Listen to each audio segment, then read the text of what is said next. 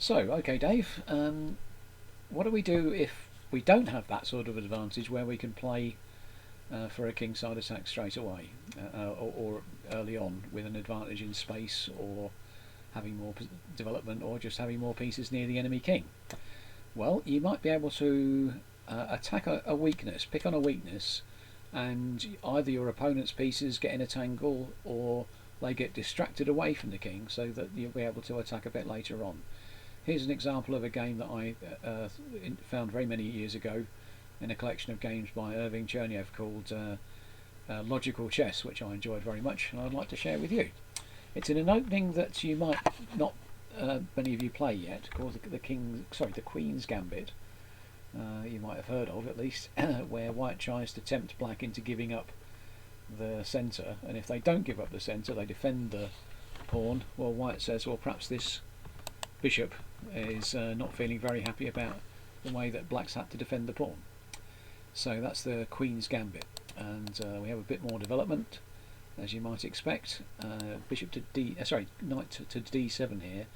There's a terrible trap, which I don't think many people fall into in this position, where it looks like white might be able to win a pawn here, but because the knight is pinned, but the knight only looks pinned. If in fact we play, we capture the piece, and after a check, we find that the only way for white to get out of check is to put the queen in the way, and after takes and takes, white did win a pawn, but black won a piece. So this is quite cheerful for black. So that's a trap which white, I don't think, was ever going to fall into. E3, C6, A3, just waiting. Well, what white is waiting for is for black to take on this square. And until they do that, they don't want to move their bishop, otherwise they'll move their bishop twice.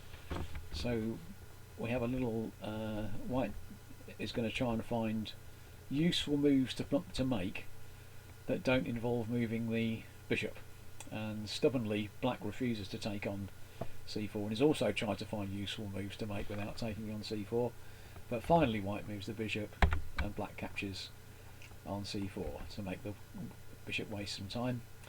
And now b5, chasing the bishop around and poking the other bishop, castling, and bishop to b7. Now in this position, black's bishop still hasn't found a very useful diagonal. It's still blocked in by this pawn, and this pawn has actually become a backward pawn on an open file.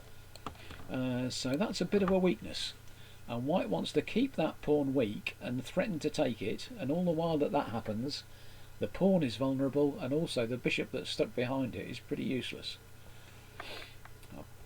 As Lisa Simpson used to say, a blockaded bishop is no use to anyone. Knight comes to e4 to cover that c5 square.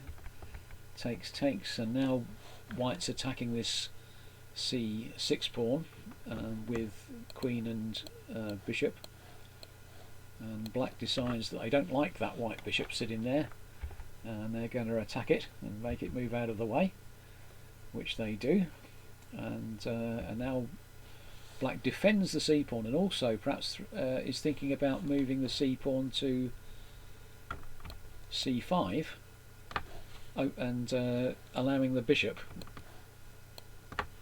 a view of the middle of the board. So nice move by black there, queen b6, very logical. Rook to c1, pinning down the c pawn again, rook ac8, again threatening to move the c pawn forward. So this is all about white's attack on this weak c6 pawn. And now white says, well, you might think you might be able to move that one day, but I'm going to try and stop you. And black actually just in this position pretty well gives up. So runs away with the queen, knight e5. Now in all of that battle, black's actually created a second weakness on e6, and actually e6 is quite hard to attack, or at least hard to attack lots of times, but the square in front of that backward pawn is a really nice square for the knight, a knight outpost we sometimes say. Black's trying to counter-attack on the b pawn, and white moves queen to b3, attacking defending the pawn on b4, but also now attacking that weak e6 point. So black started off with one weak pawn and has now got two. And black defends the e pawn by uncovering a defence by the rook on e8. So we now have that's now defended, but actually white had a second idea, which is to take the pawn on f5, and it can't be captured by this pawn on e6 because the attack of the queen down to the king.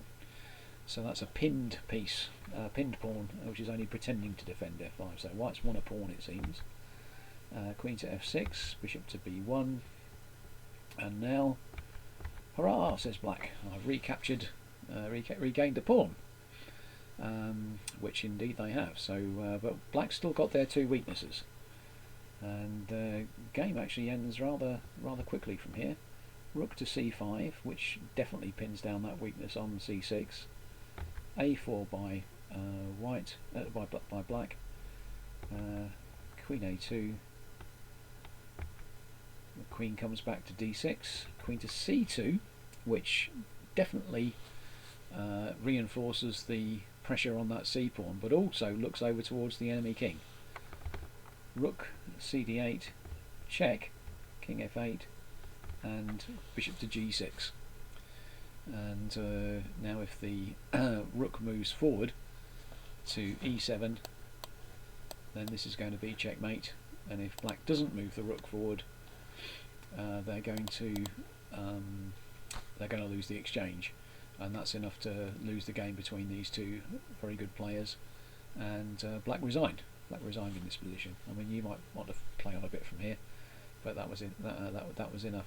So in fact, although all of the first part of the game was about the attacking of this weak c6 pawn, and trying to do, black got in a bit of a tangle, creating other weaknesses on that side of the board, and when white decided to switch over to attacking the king, there wasn't much that black could do about it.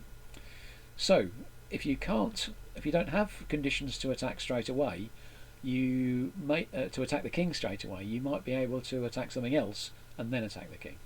So this is attacking a weakness rather than attacking the king straight away.